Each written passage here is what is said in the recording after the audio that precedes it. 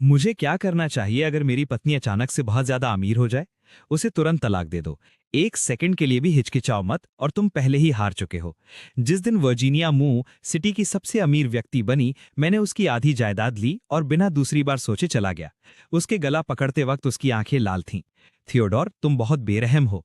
10 साल हो गए हैं और मोटी हुई सूअर अब कटने के लिए पूरी तरह तैयार है। इस खुशी को कौन समझता है? चैप्टर 1। मुझे लगता है मैं शायद पहला आदमी हूं जो अपनी पत्नी को इसलिए तलाक देना चाहता है क्योंकि वो अमीर हो गई है। कारण सरल है। मैंने पता लगाया कि वर्जीनिया का इरादा धोखा देने का था, और वो इसे करने से बस एक कदम दूर थी। सदमे और दिल टूटने के थोड़े पल के बाद मैं फिर से सुकून में था। असल में 5 साल पहले से, जब उसकी कंपनी को पहला वेंचर कैपिटल मिला और उसने तेजी से बढ़ना शुरू किया, मुझे एहसास था कि ये दिन आएगा। कहते हैं मर्द बुरे हो जाते हैं जब उनके पास पैसा होता है। खैर, औरतें भी अलग नहीं हैं। वो जीनिया को कभी पता नहीं चलेगा कि जिस दिन उसने बियांका के साथ अपने अफेयर के बारे में बात की थी, मैं स्टडी के ठीक बाहर कॉफी का कप पकड़े खड़ा था। मू टीवी स्टेशन वाला ऑस्कर बुरा नहीं है, तुम्हें क्या लगता है? वर्जीनिया ने सहजता से जवाब दिया। वो थोड़ा क्लिंगी है। फिर तुमने उसके लिए मसराटी क्यों खरीदी? पैसा ऐसे खर्च नहीं करना चाहिए। मेरी उंगलियां जम गई और मेरा दिल बैठ गया। एक मसराटी, बड़ी खर्च करने वाली, समझ गया। फिर मैंने वर्जीनिया की थकी हुई आवाज सुनी। ये सिर्फ एक कार है। खैर, मैं उसे तुम्हारे लिए रोक कर रखूंगी अगर किसी दिन तुम्हारा इरादा बदल जाए। जैसा तुम चाहो वैसा करो। वो ऑस्कर के टॉपिक का अंत था, और वो दोनों अपने बिजनेस प्रोजेक्ट्स के बारे में बात करती रहीं। ये दोपहर की चाय पर फिजूल की बातों से ज्यादा कुछ नहीं लग रहा था। कुछ भी जरूरी नहीं। हालांकि वो कॉफी का कप मेरे पेट में गया और मैं पूरी रात सुबह तक आंखें खोले जगा रहा। मजेदार बात यह है कि जब हमारी पहली बार शादी हुई थी, हम इतने गरीब थे कि हम एक वेडिंग बैंक्वेट का खर्चा भी नहीं उठा सकते थे। अब वर्जीनिया मेरे लिए ग्रैंड वेडिंग तैयार कर रही थी। वो मेरे प्रति गुनहगार महसूस करती थी, लेकिन उसने उसे दूसरे मर्दों को खुश करने की कोशिश से नहीं रोका। हाँ, इंसानी दिल को समझना मुश्किल है और पैसे को पकड़ना और भी मुश्किल है। तलाक तलाक देना ही होगा, और जल्दी। देरी हुई और चीजें बदल सकती हैं। मैं लॉयर डिएगो से एक कैफे में मिला। इत्तेफाक से लॉबी में टीवी पर एक फाइनेंशियल शो के होस्ट ऑस्कर का इंटरव्यू चल रहा था। लगा कि वर्जीनिया उसी शो में मिली थी। जवान सनी होस्ट ने शालीनता से बात की, अपने शब्दों में बुद्धिमनी के साथ कहानी को आसानी से सुनाते हुए। उसने अमीर लोगों के सामने कोई कमजोरी नहीं दिखाई, जिन जैसा बनने का सपना दूसरे सिर्फ देख सकते हैं। डिएगो मेरा एक पुराना क्लासमेट है जो अब डिवोर्स केसेस संभालने वाला एक मशहूर लॉयर है। मुझे स्क्रीन को घूरते हुए देखकर वो हंसा और पूछा, थियोडोर, ये ऑस्कर कुछ हद तक तुम्हारी तरह दिखता है। मैं तुरंत गुस्सा हो गया और चिढ़ते हुए बोला, ये कैसे मुमकिन है? ऑस्कर एक सॉफ्ट क्यूट सी पपी डॉग टाइप है, मैं एक मर्दाना आदमी हूँ। डिएगो ने उलझन में पलकें झपकाईं। जो भी तुम्हें जानता है वो ऐसा ही कहता है। यहाँ तक कि हमारी क्लास रियूनियन में भी ये बात निकली थी। मैंने तेवरी चढ़ाई और नफरत से बोला, ये सच में दुर्भाग्यपूर्ण है। मेरा ऑस्कर के बारे में बात करने का मूड नहीं था, इसलिए मैंने उससे बस इतना बताया कि मैं वर्जीनिया को डिवोर्स दे रहा हूँ। थियोडोर, क्या तुम मजाक कर रहे हो? तुम आखिरकार टॉप पर पहुंच गए हो और अब तुम डिवोर्स लेना चाहते हो? क्या मैं ऐसा बंदा हूं जो शादी के बारे में मजाक करता है? मैंने अपनी आंखें घुमाई। हमारी पूरी क्लास ने देखा था कि मैंने वर्जीनिया से तब शादी की थी जब उसकी कंपनी बैंकरप्सी की कगार पर थी। इसलिए मैंने डिएगो को हैरान होने पर ब्लेम नहीं किया। तुमने उसे तब शादी की थी जब वो अपने सबसे बुरे वक्त में थी। अब वो ए सिटी की सबसे अमीर औरत है और तुम उसे छोड़ना चाहते हो? थियोडोर, तुम सच में कमाल हो। मैंने धीरे से जवाब दिया। डिएगो, मैं उस वक्त उस गरीब औरत को संभाल सकता था, लेकिन अब वो ए सिटी की सबसे अमीर औरत है। क्या तुम्हें लगता है कि मैं अब भी उसे मैनेज कर सकता हूं? तुमने इतने सारे डिवोर्स केसेस हैंडल किए हैं, मुझे लगा कि तुम सबसे बेहतर समझोगे। वो लोग जो इंसानी फितरत के सबसे अंधेरे और गंदे पहलुओं को समझते हैं, क्या वो लॉयर्स नहीं होते? खास तौर पर डिवोर्स लॉयर्स। डिएगो काफी देर तक साइलेंट रहा। फिर उसने ध्यान से पूछा, वर्जीनिया, क्या वो चीटिंग कर रही है? वो इससे बस एक कदम दूर है, तो उसे अभी मौत की सजा सुनाना थोड़ा ज्यादा सख्त है, क्या तुम्हें नहीं लगता? मैं हंसा। अगर मैं अभी सख्त नहीं हुआ तो जल्द ही वो मेरे लिए ठंडी पड़ जाएगी। डिएगो, मुझे बताओ, जो केसेस तुमने हैंडल किए हैं, जब प्रॉपर्टी बांटी जाती है तो क्या वो प्यार की बिना पर होता है या गिल्ट की बिना पर? जब उसका नया लवर आखिरकार सामने आएगा तो उसे कितना मिलेगा, ये इस बात पर डिपेंड करेगा कि वो कितनी केयर करता है। मैं पैसिव पोजीशन में रहने वाला बंदा नहीं बनूंगा। डिएगो दंग रह गया। थियोडोर, तुम इतने काम हो कि ये डरावना है। काम? मेरा सुकून 5 साल के एक्सपीरियंस का रिजल्ट था, और इसमें ऑस्कर का तो मेंशन ही नहीं है। वर्जीनिया का सेक्रेटरी जैक भी उस पर नजर रख रहा था। मुझे ठीक से याद नहीं कब, लेकिन एक बार मैंने थोड़े खुले हुए दरवाजे से एक झलक देखी थी जब मैं वर्जीनिया के साथ लंच करने आया था। जैक वर्जीनिया की ड्रेस की जिपर में मदद कर रहा था। फिर उसने ध्यान से अपने लंच बॉक्स से एक गरम हैंगओवर सूप निकाला। जैक हमेशा उसकी तारीफ करता रहता था और वो हमेशा उसे मना कर देती थी। लेकिन उस दिन जब ड्राइवर लंच बॉक्स घर लेकर आया तो मेरे बनाए हुए हैंगओवर सूप को किसी ने छुआ तक नहीं था। यहाँ तक कि जो नॉट मैंने बांधी थी वो भी हिली नहीं थी। मेरी सिगरेट से लंबी राख गिरी। डिएगो ने गहरी सांस ली और मेरी तरफ देखा। थियोडोर, मुझे सच में अपने क्लाइंट्स को तुम्हारे पास एडवाइस के लिए भेजना चाहिए। मैं आगे झुका, सिगरेट बुझाई और मुस्कुराया। इससे कोई मदद नहीं मिलेगी। वो तैयार नहीं होते और वो इतने हार्टलेस नहीं होते। वो जो बात एक्सेप्ट नहीं कर पाते वो है ऐसी एक्सीलेंट बीवी को किसी और के पास जाने देना, ये सोचकर कि वो अब भी उसे संभाल सकते हैं। वो एक्सेप्शंस हैं। आखिरी लम्हे तक, जब तक सारा प्यार खत्म ना हो जाए और असली चेहरे सामने ना आ जाएं, वो ऐसा करने की हिम्मत नहीं करते। तो तुम देखो, किसी को भी पैसे और लोगों दोनों के लिए ज्यादा लालची नहीं होना चाहिए। इससे सब कुछ खो जाता है। मैं अलग हूं क्योंकि जो मैं करता हूं वो कोई नहीं कर सकता। हमेशा अपनी शादी से निकलने का रास्ता प्लान करना। बिल्कुल, मैं उसे डिवोर्स दे दूंगा, लेकिन उससे पहले मुझे वर्जीनिया के पति के तौर पर ऑस्कर से मिलना होगा और अच्छी तरह बात करनी होगी। चैप्टर 2। शाम को डिनर टेबल पर मैंने जानबूझकर ऑस्कर का शो बैकग्राउंड में चला दिया और वो वर्जीनिया वाला एपिसोड था। उसने अपने चेहरे को छुआ और पूछा, क्या तुम्हें लगता है कि मैं उस दिन सुंदर लग रही थी? उसने बिना किसी गिल्ट के बिल्कुल सही एक्टिंग की। मैंने तो लगभग ये सोचना शुरू कर दिया था कि मज़राटी सच में सिर्फ एक खिलौना कार थी। वर्जीनिया, मुझे एक कार में इंटरेस्ट है। वो परेशान नहीं हुई। ओह, मुझे नहीं पता था कि तुम्हें कार्स पसंद है। कौन सी? मैं किसी दिन तुम्हारे साथ उसे लेने चलूंगी। मैंने सुकून से उसकी तरफ देखा। मेजराती लेवांते। उसकी स्माइल धीरे से गायब हो गई और फिर उसने मेरी तरफ थोड़ा परखते हुए देखा। क्या तुम लैंड रोवर्स के फैन नहीं हो? मैंने टेबल ठोकते हुए कहा, ठीक है, एक लैंड रोवर ही लेते हैं। जब तक वो मेजराती से ज्यादा एक्सपेंसिव है मुझे कोई फर्क नहीं पड़ता। ज्यादा देर नहीं हुई थी जब मेरा सामना ऑस्कर से हुआ। उसकी मेजराती मेरी रेंज रोवर से टकरा गई। ये सब मेरे प्लान का हिस्सा था, बट किस्मती से उसकी कार ने ये कोलिजन अच्छे से हैंडल नहीं किया। ऑस्कर हान लाचार होकर कार के पास खड़ा था और गुस्से से मेरी गाड़ी के आगे के हिस्से को घूर रहा था।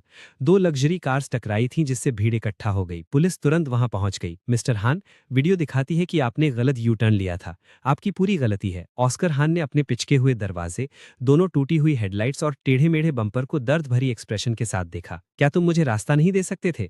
मैं पहले से ही पॉइंट्स कटवाने के लिए तैयार था और अब दोनों कार्स को रिपेयर की जरूरत है। उसने कहा। उसकी आंखें लाल थीं।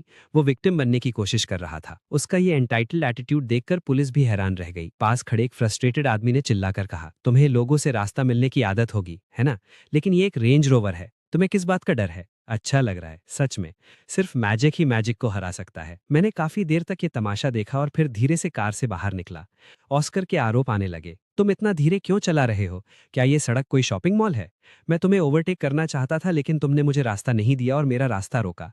मैं जल्दी में था और मेरे पास एक्सेलरेटर दबाने के अलावा कोई रास्ता नहीं था। तुम मुझे देखकर उसके शब्द तुरंत रुक गए। उसका चेहरा पीला पड़ गया। मैं मुस्कुराया और कहा, इतनी अच्छी कार होने के बाद भी काम के लिए इतनी जल्दी? लगता है एक मेजराती भी तुम्हारी किस्मत नहीं बदल सकती। ऑस्कर ने अपने दांत भींचे और गुस्से से उसका चेहरा सफेद हो गया। बिना कुछ कहे वो अपनी कार में वापस चला गया।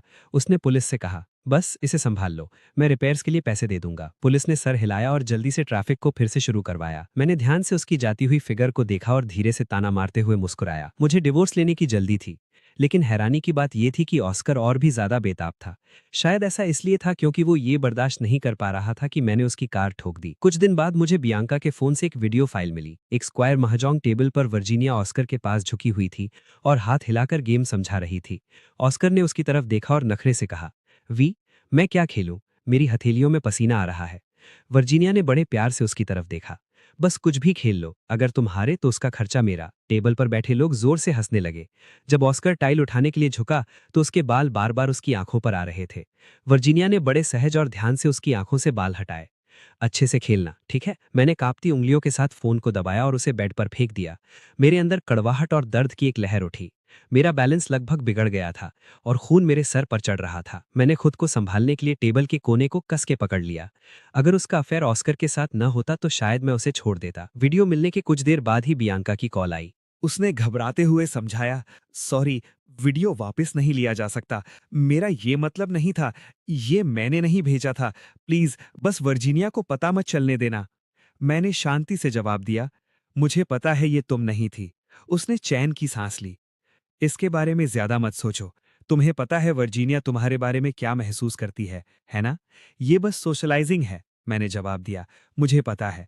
हमारा मैनेजर इतने सबसे गुजर चुका है, ऐसा वीडियो हमें अलग नहीं कर पाएगा। वो शर्मिंदा थी।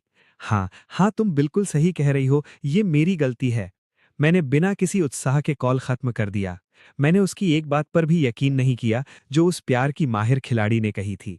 पर एक बात ऐसी थी जिस पर वो झूठ नहीं बोल रही थी। चाहे वो कितनी ही बदतमीज क्यों ना हो, उसमें मेरे फोन पर वो वीडियो भेजने की हिम्मत नहीं होती। इस तरह की चीज सिर्फ ऑस्कर जैसा कोई ही कर सकता था। एक ऐसा आदमी जिसके क्वेश्चनेबल मॉरल्स हों और जो ऐसे ही काम करे। बियांका के पहले के शब्द "मैं उसे तुम्हारे लिए रोक लूंगी" से बस ये साबित हुआ कि उसके दिल में ऑस्कर के लिए फीलिंग्स आने लगी थीं। बस उसमें वर्जीनिया की पकड़ से उसे छीनने की हिम्मत नहीं थी। ऑस्कर के लिए उसका फोन हासिल करना मुश्किल नहीं था। मैंने डिएगो को कॉल किया। क्या हो रहा है? तुम्हें एक हफ्ते में डाइवोर्स पेपर्स कैसे मिलेंगे? बिल्कुल नहीं। चलो भी, हम पुराने क्लासमेट्स हैं। मैं बस तुम्हें थोड़ा शांत होने का मौका दे रहा हूं। मुझे ये कल तक दे देना, वरना मैं किसी और को ढूंढ लूंगा। ठीक है, ठीक है। अब वर्जीनिया का सामना करने का वक्त है। चैप्टर 3। सीईओ के ऑफिस में दाखिल होते ही मैं सीधा पॉइंट पर आया। वर्जीनिया, मैं तुमसे एक फेवर मांगना चाहता हूं। वर्जीनिया ने अपनी कोहनी डेस्क पर टिकाई, उंगलियां आपस में फंसाईं और मुझे एक परखने वाली नजर से देखा। तुम मेरे पति हो, जो भी बात है बस कह दो। मैं आगे की तरफ झुका और एक ऐसी मुस्कुराहट दी जिसमें कोई गर्मी नहीं थी। ठीक है, मुझे कुछ चाहिए। क्या चाहिए? मैंने हर शब्द साफ तौर पर कहा। माजेराटी लेवांटे की चाबी। वो वहीं जम गई और उसके चेहरे का रंग एक पल में कई बार बदल गया। हमने कुछ सेकंड्स तक एक दूसरे को देखा, हम दोनों में से कोई भी पीछे नहीं हटा। आखिरकार उसने एक ठंडी सांस ली और कहा, थियोडोर, ये इतना जरूरी नहीं है, ये इतने ज्यादा पैसे नहीं हैं। उसके चेहरे पर ऐसे एक्सप्रेशन थे जैसे वो सोच रही हो कि मैं बस तमाशा कर रहा हूं। तुम पहले कभी इतने कंजूस नहीं रहे हो। मैं उससे बहस करने की जहमत नहीं कर सकता था। मिस मू, क्या तुम इसे वापस ला सकती हो? वर्जीनिया की नज़र मुझ पर टिकी हुई थी, जैसे ये अंदाज़ा लगाने की कोशिश कर रही हो कि क्या मैं सीरियस हूं। मैं पीछे नहीं हटा और उसकी आंखों में आंखें डालकर देखता रहा। उसने अपना होंठ चबाया, अपना माथा रगड़ा और फिर जवाब दिया, ठीक है, मैं ये तुम्हें कल दे दूंगी। ये पहली बार था जब मैंने वर्जीनिया के साथ इतनी बदतमीजी की थी, पर अब इससे कोई फर्क नहीं पड़ता था। मकसद पूरा हो गया था। शुक्रिया। मैंने एक हल्की मुस्कुराहट दी और तेजी से जाने के लिए मुड़ा। जैसे ही मैंने दरवाजे का हैंडल पकड़ा, मुझे पीछे से वर्जीनिया की आवाज सुनाई दी, थियोडोर, क्या तुम जलन महसूस कर रहे हो? मैंने बिना किसी खास भाव के जवाब दिया, अगर तुम चाहो तो ऐसा सोच सकती हो।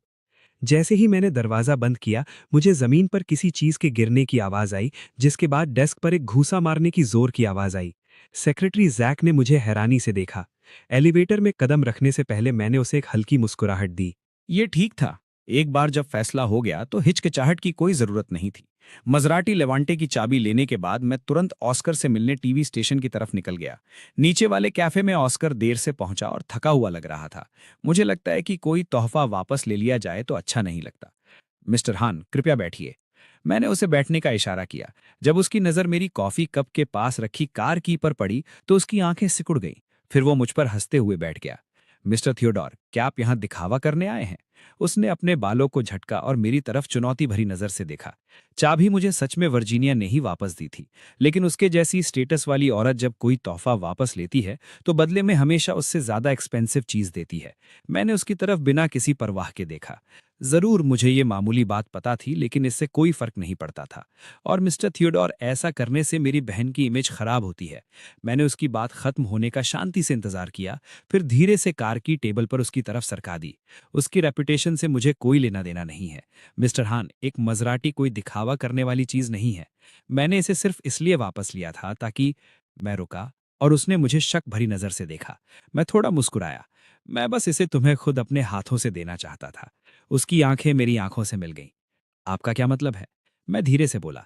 तुम्हें ये चाहिए? मैं तुम्हें दे सकता हूं, लेकिन तुम इसे बस ऐसे ही नहीं ले सकते।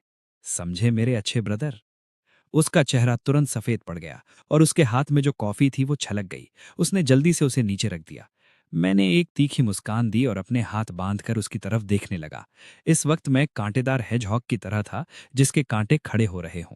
ये सही है, ऑस्कर मेरा हाफ ब्रदर है। आज तक हमने एक दूसरे को 20 सालों से नहीं देखा था, इसलिए हमने एक दूसरे को न जानने का नाटक किया। जब मैंने पहली बार ऑस्कर नाम सुना, तभी मैं समझ गया था कि ये वही है। एक्सीडेंट सीन पर ऑस्कर ने मुझे तुरंत पहचान लिया था। उसका टारगेट वर्जीनिया थी, तो वो मेरी आइडेंटिटी के बारे में कैसे नहीं पूछता। लेकिन क्योंकि उसने अभी तक ऑफिशियली कोई कदम नहीं उठाया था, उसने चुप रहना और मुझे न पहचानने का फैसला किया। मेरी स्टेप मदर और मेरी परवरिश के बारे में जो मैं जानता था, उस हिसाब से एक बार लक्ष्य पूरा होने के बाद ऑस्कर जरूर गिड़गिड़ाते हुए वापस आता और कहता, ब्रदर मुझे माफ कर दो, मुझे नहीं पता था कि वर्जीनिया मेरी सिस्टर इन लॉ है। मैं उसे उसकी मर्जी कैसे करने देता। डिवोर्स ठीक है, लेकिन अगर ऑस्कर को मुझ पर वर्जीनिया की खुशबू मिलती है, तो ये साफ हो जाएगा कि मैं थियोडोर नालायक हूं। क्या उसे लगता है कि वो मेरे साथ वैसा ही कर सकता है जैसा सैंड्रा ने मेरी माँ के साथ किया था? बिल्कुल नहीं। उसकी माँ और उसकी वजह से मैं बचपन से ही एक बात जानता हूं, किसी को भी कभी अपने ऊपर हावी होने का मौका मत दो। मैं डिवोर्स ले लूंगा, लेकिन तुम कभी भी वर्जीनिया के पति नहीं बनोगे, क्योंकि ये मेरे डिवोर्स की शर्तों में से एक है। मैंने तीखी मुस्कान दी जब मैंने ऑस्कर का चेहरा धीरे धीरे फीका पड़ते देखा। मैंने उसका मजाक उड़ाना जारी रखा। बेशक तुम उसका अंडरग्राउंड लवर बनना और कुछ पॉकेट मनी मांगना चुन सकते हो, लेकिन तुम्हारी माँ सैंड्रा निराश हो जाएगी, है ना? सैंड्रा को हमेशा से तुमसे बड़ी उम्मीदें रही हैं। वो उम्मीद करती होगी कि तुम उससे भी ज्यादा बेहतर बनो। एक मामूली लवर, क्या तुम्हें लगता है कि वो तुम्हें पसंद करेगी? ऑस्कर अभी सदमे से निकल भी नहीं पाया था कि मैंने उसे वापस गहराई में ढकेल दिया। उसने अपने होंठ चबाए और कांपते हुए पूछा, ब्रदर, क्या आप मुझसे इतनी नफरत करते हैं? मैं उस वक्त मासूम था। मैंने ठंडेपन से उसे नाटक करते हुए देखा। फिर उसने इमोशनल कार्ड खेलने की कोशिश की। मेरे डैड हमेशा तुम्हारे लिए गिल्टी महसूस करते थे। वो बस तुमसे कांटेक्ट नहीं कर पाए। मुझे नहीं पता कि मेरी मॉम और तुम्हारी मॉम के बीच जो हुआ उस पर क्या कहूं, लेकिन हम अलग हैं। हम खून के रिश्ते से भाई हैं। मैं बिल्कुल नहीं पिघला और तंज करते हुए बोला, ऑस्कर, ये सेंटिमेंटल बातें बंद करो। मैं जिंदगी में पहले ही एक बार हार चुका हूं। इतना काफी है। ऑस्कर के एक्सप्रेशन बदल गए। शायद उसने उम्मीद नहीं की थी कि मैं इतना सख्त रहूंगा, इसलिए उसने दिखावा करना बंद कर दिया। वर्जीनिया ने मुझे बताया कि तुम्हारी मैरिज इन सालों में खुश नहीं रही है, खास तौर पर इसलिए क्योंकि तुम डिससैटिस्फाइड हो और वो तुम्हारे साथ रहकर थक गई है। ये सही है, लेकिन तुम्हें मौका नहीं मिलेगा। मैं सीधा खड़ा हुआ और बात खत्म करते हुए अपना बैग उठाया और वहां से चला गया। ऑस्कर पीछे से चिल्लाया, भाई, अगर मैं डिवोर्स लेने में तुम्हारी मदद करूं तो मेरा कोई नुकसान नहीं होगा। ज्यादा खुश मत हो, तुम मेरे डिवोर्स के लिए सिर्फ एक जरिया हो। मैंने उस पर एक आखिरी बेरुखी भरी नजर डालते हुए कहा और निकल गया। चैप्टर 4। घर लौटने के बाद मैंने वर्जीनिया के साथ कोल्ड वॉर शुरू कर दी। पहला तो जाहिर है क्योंकि मैं गुस्से में था। दुनिया भर के लोगों में से उसे मेरी स्टेप मदर के बेटे को ही क्यों चुनना था? दूसरा, क्योंकि मैं उसे डिवोर्स देने वाला था, इसलिए मैं प्यार करने का दिखावा जारी नहीं रख सकता था। मुझे कुछ निशानियां दिखानी शुरू करनी थी। इवेंट प्लानिंग कंपनी ने मुझसे वेडिंग अरेंजमेंट्स के बारे में कॉन्टैक्ट किया। मैंने प्रोजेक्ट को होल्ड पर डाल दिया और उन्हें कहा कि जब मेरे पास नए आइडियाज होंगे तो मैं उनसे बात करूंगा। एक आउट ऑफ सीजन वेडिंग, जिसे भी चाहिए वो कर ले। उस रात मुझे एक बुरा सपना आया। उस वक्त मुझे अभी भी क्लॉड बुलाया जाता था और मैं 3 साल का था। ऑस्कर की मां सैंड्रा मेरे पिता की सेक्रेटरी थी, जो सोशल लैडर पर चढ़ने के लिए बेताब थी। एक दिन वो हाथ में अल्ट्रासाउंड रिपोर्ट लिए हमारे घर में घुस आईं और गर्व से अपनी प्रेगनेंसी दिखाने लगी।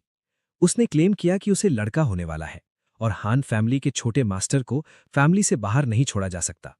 उसने पावर में ऊपर उठने के लिए अपने बेटे के स्टेटस का इस्तेमाल किया। उसका एटीट्यूड घमंडी था। भले ही मेरी माँ के पास मैं था, एक ऐसी औरत जो मेरे पिता को सपोर्ट करने के लिए घर पर रहती थी, वो सैंड्रा जैसी प्रोफेशनल करियर वुमन का मुकाबला कैसे कर सकती थी? मेरे पिता ने अल्ट्रासाउंड रिपोर्ट को किसी खजाने की तरह समझा। बिना किसी शर्म के उन्होंने सैंड्रा को प्रेगनेंसी का ध्यान रखने को कहा और मेरी माँ को निकल जाने को कहा। मेरी माँ गुस्से की वजह से बेहोश हो गई। आखिर में मेरी दादी थीं जिन्होंने बीच बचाव किया। वो मेरे पिता जैसी नहीं थीं जिन्हें आसानी से मैनिपुलेट किया जा सकता था। उन्होंने मेरी माँ को शांत रखते हुए सैंड्रा को तसल्ली दी। सूजी, जब मर्दों के पास पैसा होता है तो कौन आवारागर्दी नहीं करता? वो सब बेशर्म और नीच होते हैं। तुमने क्लॉड को जन्म दिया है, कोई इसे हिला नहीं सकता। सच कहूं तो मेरी दादी मेरे लिए अपने पहले पोते के रूप में काफी मेहरबान थी। मेरी माँ उनकी बातों से थोड़ा प्रभावित हो गई। उन्होंने मेरे पिता और इस परिवार के लिए सब कुछ त्याग दिया था और सालों तक उनके पास कोई नौकरी नहीं थी। उन्हें डर था कि अगर उनका डिवोर्स हुआ तो उन्हें मेरी कस्टडी नहीं मिलेगी। लेकिन सैंड्रा दोबारा मुसीबत खड़ी करने से पहले सिर्फ कुछ देर के लिए शांत रही। बीमारी की वजह से मेरी दादी के गुजर जाने के बाद सैंड्रा और भी बेपरवाह हो गई। वो हर जगह ये कहती फिरी कि वो मेरे पिता के बच्चे की माँ बनने वाली है। मेरे पिता की कमजोरी को पकड़े हुए वो जितना ज्यादा शामिल हुई उतना ही गहरा डूबती गई। उसने कंपनी को अपनी जागीर समझना शुरू कर दिया और मेरे पिता को एसेट्स ट्रांसफर करने के लिए मनाने लगी। मैं थोड़ी देर में वहां आऊंगी। जैक ने अपनी पलकें झपकाईं और अपनी नजर मेरी तरफ घुमा दी। उसने पूछा, क्या तुम अभी भी चाहते हो कि मैं आज तुम्हारी रैंक अप करने में मदद करूं? मैंने घबराहट में अपने हाथ हिलाए। नहीं नहीं। जैक ने अपना मुंह बनाया और उसकी आंखों में आंसुओं की चमक दिख रही थी। लेकिन उसने जल्दी से फिर से अपना चेहरा सीधा कर लिया और ना चाहते हुए पूछा, तो क्या हम डंजन रेड्स भी साथ में नहीं करेंगे? मैंने तेजी से हाँ में सर हिलाया। जैक ने अपने गाल फुलाए और पीछे मुड़ा अपने कमरे की तरफ वापस जाते हुए। विलो ने अपना हाथ उठाया और अपने बालों से हेयर टाई खोली। उसके माथे पर एक भारी उदासी छाई हुई थी। उसने पूछा, क्या तुम्हारा मूड पिछले कुछ वक्त से खराब है? मैं पूरी तरह से उलझा हुआ दिखा। मैंने कहा, नहीं, मैं पिछले कुछ वक्त से काफी अच्छे मूड में हूं। 2 सेकंड के लिए वहां खामोशी छा गई। उसने एक लंबी सांस ली और सर हिलाया। खिड़की के बाहर बारिश की बूंदें गिर रही थी, जबकि मेरी आंखों के सामने बुलेट कमेंट स्क्रॉल होते रहे। एक कमेंट ने कहा, फीमेल लीड अभी मेल लीड को छोड़कर ऐसे ही घर चली गई, अब प्लॉट कैसे आगे बढ़ेगा? दूसरे ने जवाब दिया, चिंता मत करो, भले ही वो शारीरिक तौर पर साथ नहीं है, मेल और फीमेल लीड्स के बीच का बॉन्ड खत्म नहीं होगा। उन्हें जोड़ने वाला रेड थ्रेड स्टील से भी ज्यादा मजबूत है। उस कमेंट के खत्म होते ही विलो का फोन जो बेड साइड टेबल पर था बजने लगा। बाथरूम से गिरते हुए पानी की आवाज सुनकर मैंने उसका फोन उठाया और आवाज दी, तुम्हारा फोन। चैप्टर 7। बुलेट कमेंट्स खुश हो गए। एक कमेंट ने कहा, मैंने तुमसे क्या कहा था, मेल लीड अभी कॉल कर रहा है ना? मेल साइड कैरेक्टर सच में इसे उठाने तो नहीं वाला है ना? उसके दिल में औरतों की प्राइवेसी के लिए बिल्कुल इज्जत नहीं है। कितना घटिया है। दूसरे कमेंट ने जोड़ा, चिंता मत करो, अगर वो इसे उठा भी लेता है तो इससे फीमेल लीड उससे और ज्यादा नफरत करेगी। ऐसा नहीं है कि उसने पहले ऐसा नहीं किया। ओरिजिनल स्टोरी में उसने एक बार चोरी से कॉल उठाई थी और मेल लीड को गाली तक दी थी। फीमेल लीड ने फोन वापस छीना और उसे इतनी जोर से धक्का दिया कि वो अपने मुंह के बल गिर गया। ये बहुत शर्मनाक था।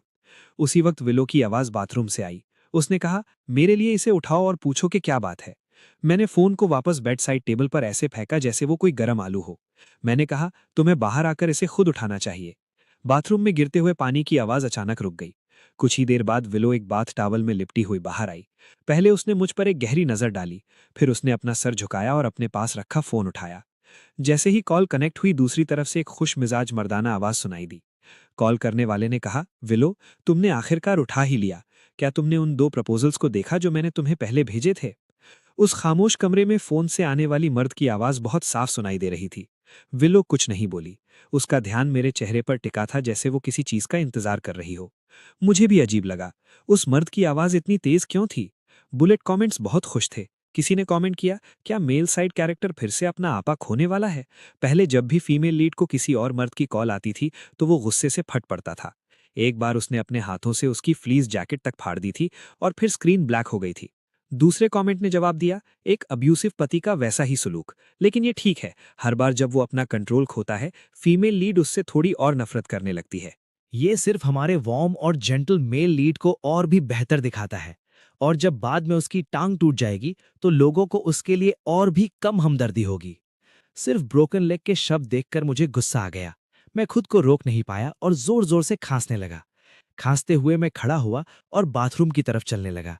मैं मैं शावर लेने जा रहा हूं। अचानक मेरा हाथ पकड़ लिया गया। विलो ने एक गहरी सांस ली, जैसे वो किसी चीज को दबाने की कोशिश कर रही हो। फिर उसने एक ठंडे एक्सप्रेशन के साथ फोन काट दिया। उसने कहा, काम का वक्त खत्म हो चुका है, हम कल बात करेंगे। फिर उसने मेरी तरफ ऊपर देखा।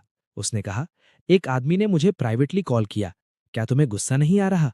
कमरे में ये सिर्फ हमारे वार्म और जेंटल मेल लीड को और भी बेहतर दिखाता है, और जब बाद में उसकी टांग टूट जाएगी तो लोगों को उसके लिए और भी कम हमदर्दी होगी। सिर्फ ब्रोकन लेग के शब्द देखकर मुझे गुस्सा आ गया। मैं खुद को रोक नहीं पाया और जोर जोर से खांसने लगा। खांसते हुए मैं खड़ा हुआ और बाथरूम की तरफ चलने लगा। मैं मैं शावर लेने जा रहा हूं। अचानक मेरा हाथ पकड़ लिया गया। विलो ने एक गहरी सांस ली, जैसे वो किसी चीज को दबाने की कोशिश कर रही हो। फिर उसने एक ठंडे एक्सप्रेशन के साथ फोन काट दिया। उसने कहा, काम का वक्त खत्म हो चुका है, हम कल बात करेंगे। फिर उसने मेरी तरफ ऊपर देखा। उसने कहा, एक आदमी ने मुझे प्राइवेटली कॉल किया, क्या तुम्हें गुस्सा नहीं आ रहा? कमरे में खामोशी छा गई। विलो काफी देर तक मुझे घूरती रही और फिर आखिरकार मेरा हाथ छोड़ दिया। उस रात मेरे बराबर में करवटें बदलने की आवाज आधी रात तक आती रही। बुलेट कमेंट्स मेरी आंखों के सामने आते रहे। एक कमेंट ने कहा, फीमेल लीड को पछतावा हो रहा होगा। देखो, ऐसा लग रहा है जैसे वो रोने ही वाली है। उसे पछतावा हो रहा होगा कि वो मेल लीड के साथ ओवरटाइम काम करने के लिए कंपनी में नहीं रुकी और इसके बजाय इस घिनौने मेल साइड कैरेक्टर के बराबर सोने के लिए घर आ गई। एक और कमेंट ने कहा, मुझे सच में मेल साइड कैरेक्टर के लिए थोड़ा बुरा लग रहा है। एक ही बिस्तर पर सो रहे हैं, लेकिन सपने अलग है और वो अभी भी किसी बेवकूफ की तरह बिल्कुल अनजान है। बेवकूफ कहे जाने पर मैं हैरान रह गया। मैंने अपनी मुट्ठियां भींची। ठीक है, मैं बर्दाश्त कर लूंगा। जब तक मेरा बेटा मेरे साथ जाने के लिए मान जाता है, मैं तुरंत विलो से डिवोर्स मांग लूंगा और उसकी सारी जिंदगी की खुशियों की दुआ करूंगा। चैप्टर 8। मैं बिना किसी सपने के पूरी रात सोया। जब मैं अगली सुबह उठा तो विलो पहले ही जा चुकी थी। जब मैं लिविंग रूम में गया तो मेरा बेटा डाइनिंग टेबल पर बैठा था। जब उसने मुझे आते हुए देखा तो वो सीधा मेरी तरफ देखने लगा। मैं पास जाकर उसके सर को थपथपाया। जैक का छोटा शरीर सख्त हो गया और फिर उसके कानों के किनारे धीरे धीरे लाल हो गए। उसने अपनी गर्दन थोड़ा पीछे खींच ली। मुझे अवॉइड करने का इरादा साफ था। मेरा हाथ हवा में ही रुक गया। बुलेट कमेंट्स ने मेरा मजाक उड़ाया। क्या उसे पता नहीं चलता कि लोग उसे पसंद नहीं करते? मेरा तो दिल करता है कि मैं अपनी पूरी जिंदगी इस मेल साइड कैरेक्टर की तरह अनजान बनकर जीऊं। उसे कब एहसास होगा कि वो सिर्फ एक मेल साइड कैरेक्टर है? हाल ही में वो उन्हें खुश करने की इतनी कोशिश कर रहा है और ना तो माँ और ना ही बेटा उस पर कोई ध्यान दे रही हैं। एक और कमेंट ने कहा, जैक बिल्कुल अपनी माँ जैसा है, बिल्कुल डबल स्टैंडर्ड। वो मेल साइड कैरेक्टर को खुद को छूने भी नहीं देता, लेकिन जो कैंडी मेल लीड ने कल उसे दी थी वो उसने खजाने की तरह अपने तकिए के नीचे छुपा रखी है। वो उसे खा भी नहीं रहा है। मेरी आंखें अचानक सिकुड़ गईं। इस बात के मुकाबले में कि विलो आखिरकार किसी और से प्यार करने लगेगी, ये बात 100 गुना ज्यादा दर्द देती थी। मैं अक्सर अपने बेटे पर मेरे साथ गेम्स खेलने का दबाव डालता था, लेकिन क्या वो उसकी भलाई के लिए नहीं था? इतनी छोटी उम्र में उसने पहले ही देर रात तक जागने और छुपकर पढ़ने की बुरी आदत डाल ली थी। अगर उसने एलिमेंट्री स्कूल शुरू होने पर भी ऐसा ही किया तो फिर क्या होगा? मैं सिर्फ चाहता था कि वो थोड़ा रिलैक्स करे और गेम्स खेले, लेकिन इसे ऐसे देखा गया जैसे मैं उसे नुकसान पहुंचा रहा हूं।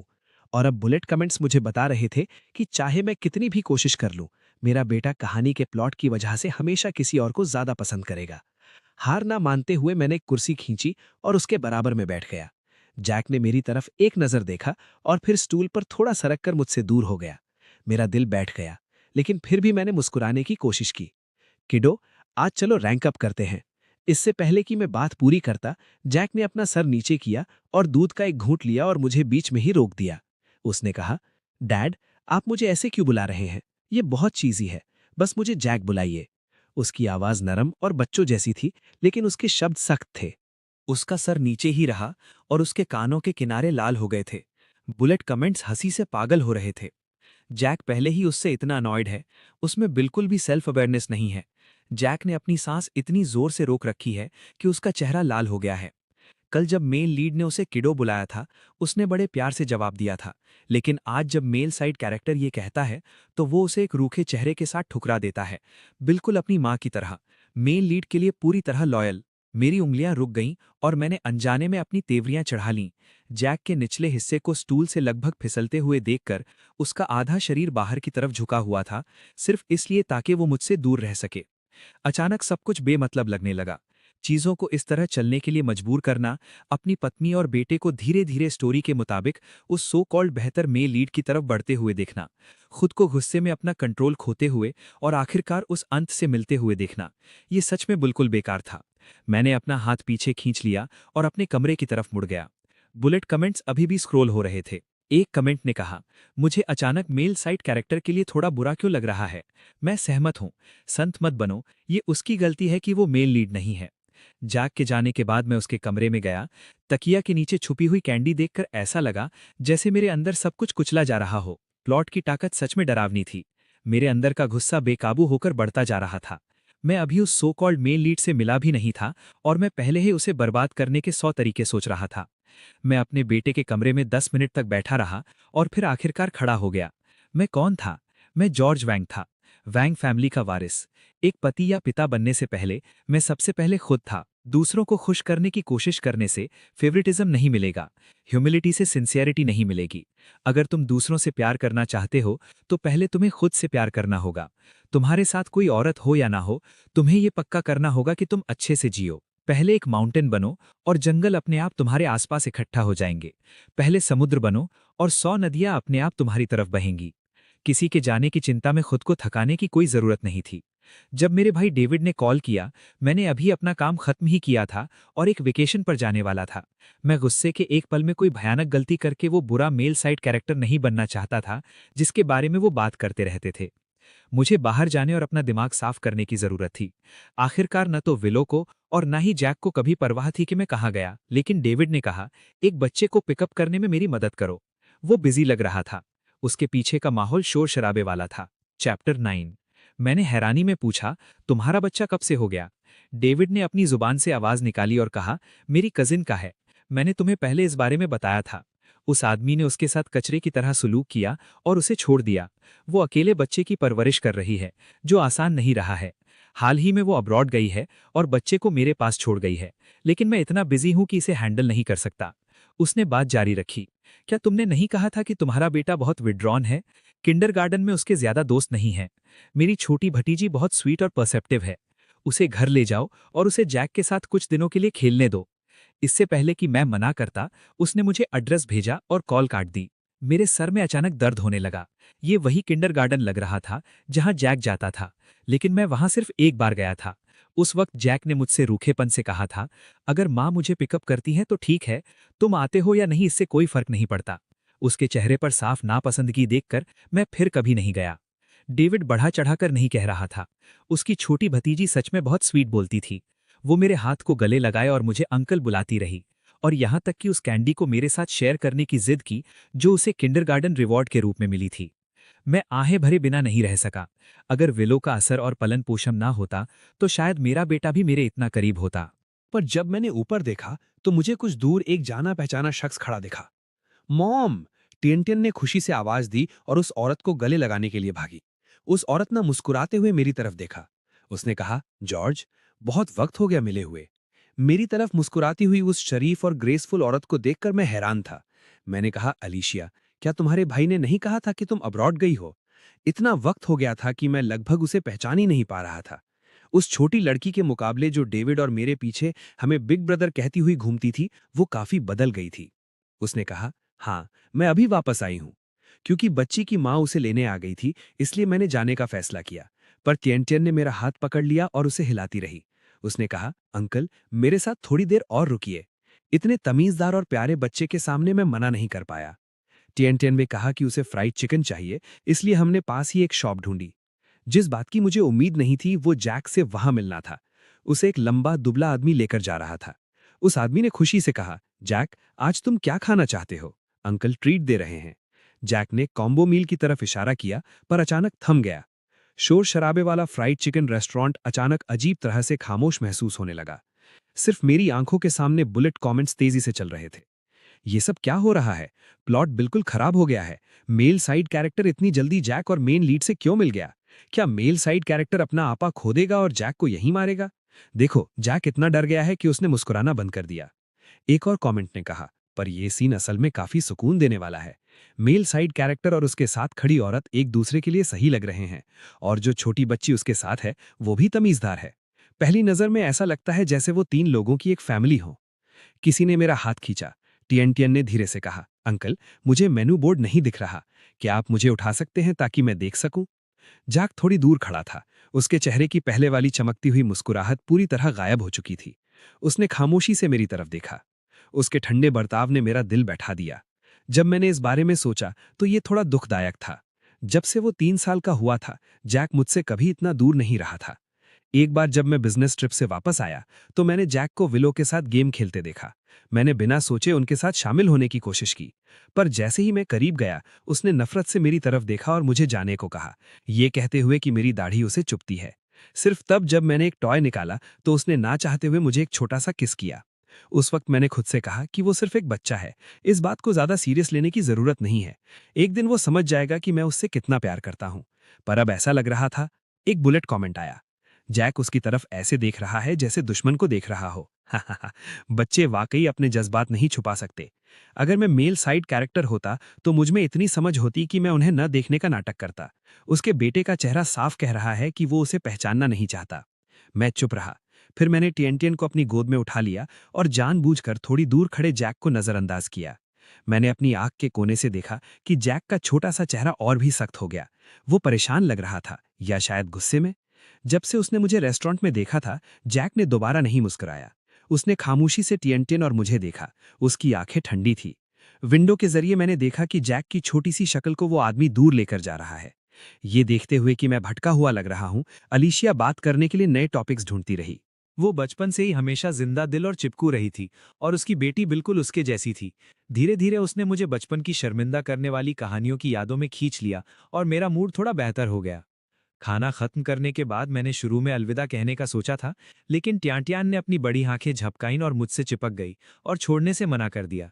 इसलिए मेरे पास रास्ते में उनके साथ थोड़ी दूर और चलने के अलावा कोई चारा नहीं था। मैंने बेबसी से मुस्कुराते हुए कहा, वो सच में बिल्कुल तुम्हारी तरह है जब तुम छोटी थी, इतनी चिपकू। अलीशा की आंखें थोड़ी सी झपकीं। उसने अपने होंठ भींचे और कहा, जॉर्ज को अभी भी याद है। हम चलते हुए मेरी बिल्डिंग के एंट्रेंस तक पहुंच गए, और ट्यान अभी भी एक छोटे ऑक्टोपस की तरह मुझसे लिपटी हुई थी। आखिर में अलीशा को जबरदस्ती ट्यान को मुझसे अलग करना पड़ा। माँ और बेटी को धीरे धीरे दूर जाते हुए देखकर मैं मुड़ा और घर की तरफ चल दिया। चैप्टर 10। लेकिन जैसे ही मैं मुड़ा, मैं चौंक गया। स्ट्रीट लाइट की धुंधली रोशनी के नीचे दो लोग खड़े थे, एक बड़ा और एक छोटा। जैक का चेहरा सख्त था और मुट्ठियां भिंची हुई थीं, जबकि विलो के चेहरे पर कोई एक्सप्रेशन नहीं था। कौन जानता था कि वो कब से वहां खड़े इंतजार कर रहे थे। जब जैक ने मुझे अपनी तरफ देखते हुए देखा तो उसने बेरुखी से अपना सर दूसरी तरफ मोड़ लिया और घर की तरफ चल दिया। बुलेट कमेंट्स को कुछ अजीब लगा। किसी ने कमेंट किया, क्या तुम लोगों को नहीं लगता कि ये दोनों अंधेरे में छुपे हुए डरावने भूत लग रहे हैं? हाँ, बिल्कुल वैसा ही लग रहा है। जब मेल साइड कैरेक्टर अभी मुड़ा तो उसने मुझे मौत तक डरा दिया। दोनों के चेहरे कितने उदास हैं, लेकिन क्यों?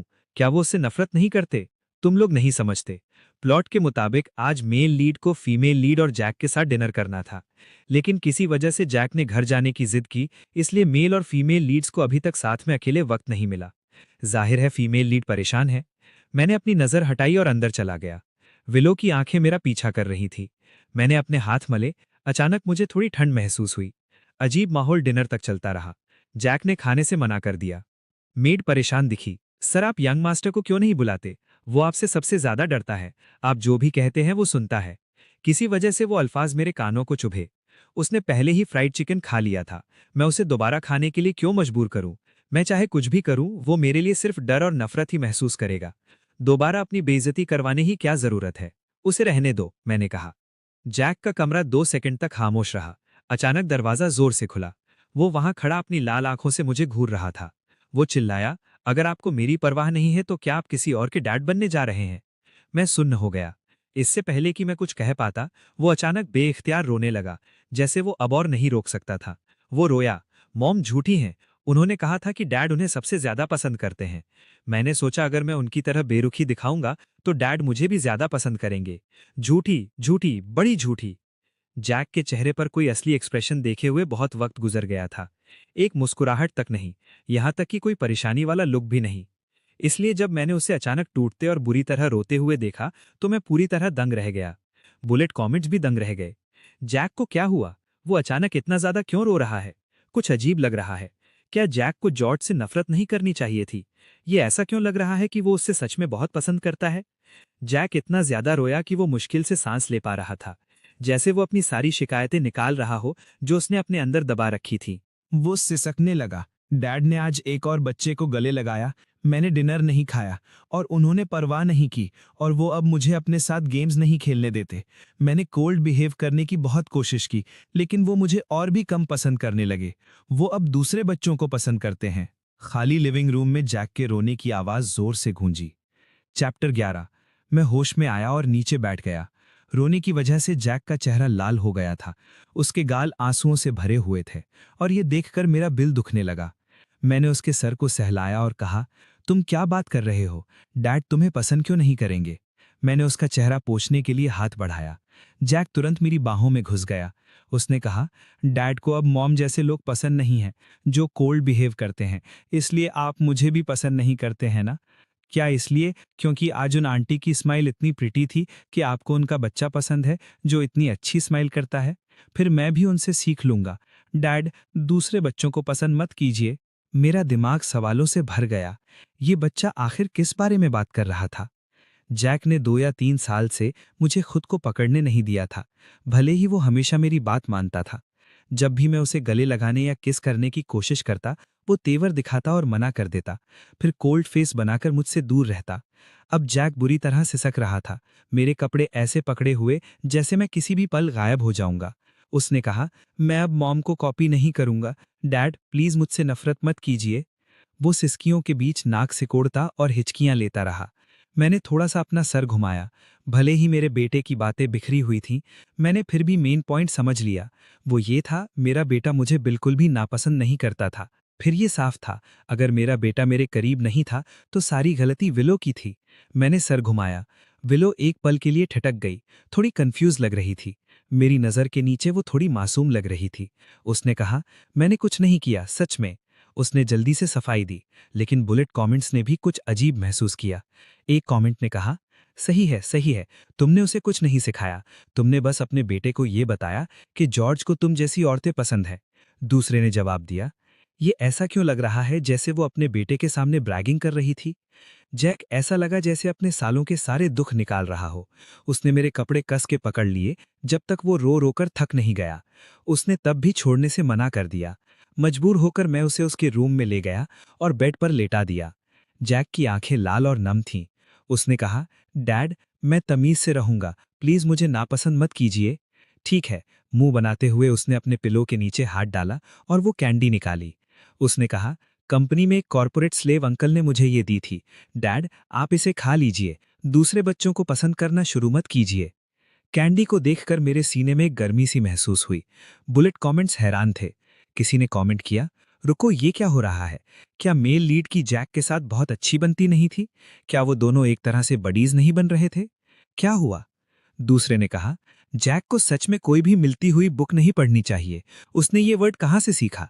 मुझे मेल लीड के लिए बुरा लग रहा है। जैक के साथ इतना वक्त बिताने के बाद उसे सिर्फ कॉर्पोरेट स्लेव का टाइटल मिला।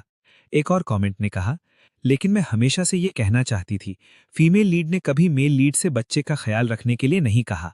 हर बार वो मेल लीड ही था जो अपनी मर्जी से गया जैक के साथ खेलने और उसे बाहर फ्राइड चिकन और ऐसी ही चीजें खिलाने ले गया। बच्चे जाहिर है इस तरह के जंक फूड को मना नहीं कर सकते। जैक की आंखों को देखते हुए, जो आंसुओं से धुली हुई, चमकदार और रोशन थी, मैं खुद को पूछने से रोक नहीं पाया, तो जब तुमने डैड को इग्नोर किया और मुझे गले नहीं लगाने दिया, तुम बस मॉम की कॉपी कर रहे थे? जैक का छोटा सा चेहरा फिर से लाल हो गया, लेकिन इस बार उसने कोई कोल्ड एक्सप्रेशन नहीं बनाया। इसके बजाय उसने आज्ञाकारी होकर जवाब दिया, वो इसलिए क्योंकि जब भी डैड मुझे गले लगाते हैं, मैं एक इडियट की तरह मुस्कुराने से खुद को रोक नहीं पाता। लेकिन अगर मैं ऐसा करूंगा तो मैं और कूल नहीं दिखूंगा। मैं खामोश हो गया। जैक ने फिर से घबराहट में मेरी तरफ देखा। उसने कहा, मैं अब और मॉम की कॉपी नहीं करना चाहता, बिल्कुल भी नहीं। वो इतना घबराया हुआ लग रहा था जैसे उसे डर हो कि कहीं मैं ये ना कह दूं कि मैं उससे नफरत करता हूं। ये अजीब लग रहा था। फिर भी उसी वक्त सब कुछ अचानक समझ में आने लगा।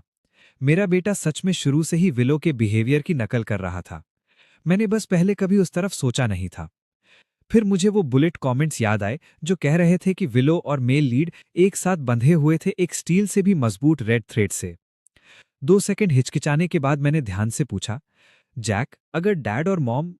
मैं अभी भी सोच रहा था कि इसे कैसे कहूं जब जैक अचानक उठकर बैठ गया।